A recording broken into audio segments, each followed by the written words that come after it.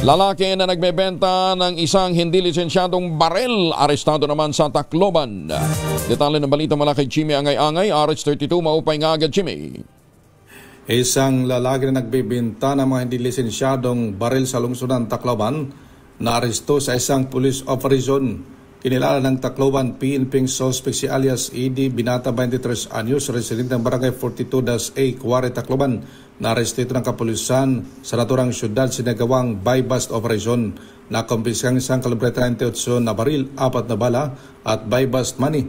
Sa ngayon ang suspect na sa impilan ng Tacloban PNP sinampan na ng kaukulang kaso. Wala dito sa DYVL Action Radio Tacloban, ito si RH32 Jimmy Angay-Angay para sa DZRH. Una sa Pilipinas, una sa Pilipino. Daghang salamat Jimmy.